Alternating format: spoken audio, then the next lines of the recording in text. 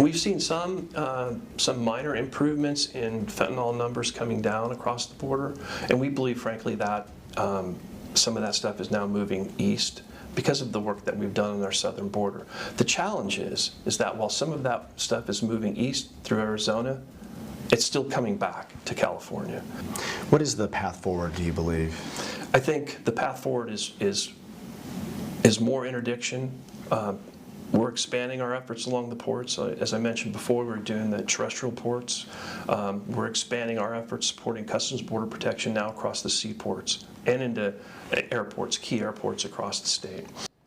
Good evening and thanks for joining us here at 7. I'm Catherine Herr. California's crisis, the state of fentanyl.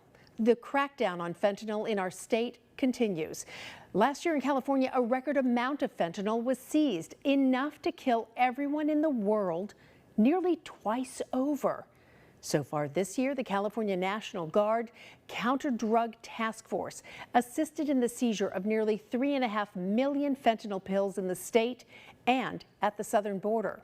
My co-anchor Brian Dorman continues his investigation into the dangers of fentanyl tonight, live from the California-Mexico border in San Ysidro. Brian. Catherine, good evening to you. It is here at the southern border where the majority of fentanyl is still trafficked into the state of California. But thanks to the hard work of law enforcement agencies at the ports of entry, along with the help from the California National Guard, the task of trafficking is getting harder and harder. I recently sat down with Major General Matthew Beavers in Sacramento with the California National Guard to find out what is happening here at the border right now to keep families across the Central Valley and the state of California safe. How big of a problem do you believe this is right now? It's significant, and it's by and large greater than any other challenges we have with other narcotics. That kind of bounces back and forth between fentanyl, cocaine, and heroin, but by and large, fentanyl becomes the #1 challenge that we have. We see that coming across our border every day. In September 2023, Governor Gavin Newsom announced a nearly 50% increase in California National Guard service members to the border. Today, 60 soldiers are stationed along the 4 U.S. ports of entry.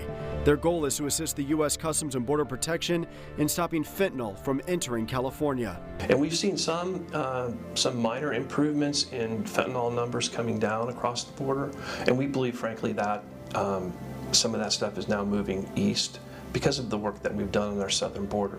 The challenge is that while some of that stuff is moving east through Arizona, it's still coming back to California. Just a couple of weeks ago on May 7th, National Fentanyl Awareness Day, the governor's office announced the state's Counter-Drug Task Force has helped law enforcement agencies seize 7,100 pounds of fentanyl and more than 3.4 million fentanyl pills across the state and at the southern border since the start of 2024.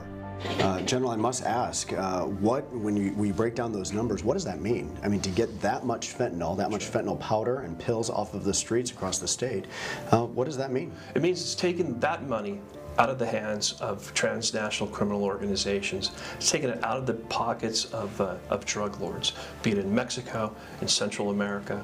It's impacting their supply chains that come from China and India. When it comes to tackling the problem, General Beaver says that he is proud of the work that his team of about 300 folks in his organization are doing every single day. He says the state has taken an honest assessment of the problem and is 100% committed to ending the fentanyl epidemic that has touched every state in our country. It's easy to say there's a problem. It's much more challenging to actually address it and have the have the moral courage to go after it, come what may.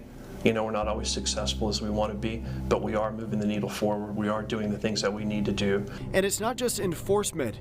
CalGuard has service members in more than 100 schools across the state, educating students on the deadly consequences of fentanyl. We've probably engaged more than 100,000 students. And this is not your mother's or your grandfather's just say no to drugs talking point, if you will. This is trauma-informed training that speaks to how to improve your life, how to be more resilient, how to have a healthy lifestyle, how to just characterize how you want to live your life so you can remain drug-free. They teach students that fentanyl is highly addictive.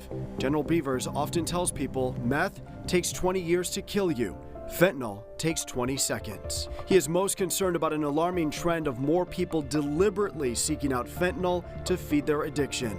Those addicted to fentanyl typically die from it within 4 to 5 months. For somebody watching who's stuck in that right now, what would be your message to them? Yeah, reach out, call somebody. There's a plethora of services available across the state, and in every town and every community. You have to reach out, and social services is there, police officers are there. I can assure you that if you walk up to a police officer in any state or any city in our state and you tell them that you have a problem and you need help, they will help you. And we want to make that message especially clear tonight. There is help out there right now. If you or someone you love is caught up in the cycle of addiction and want out, we have important resources for you right now on our website, yourcentralvalley.com.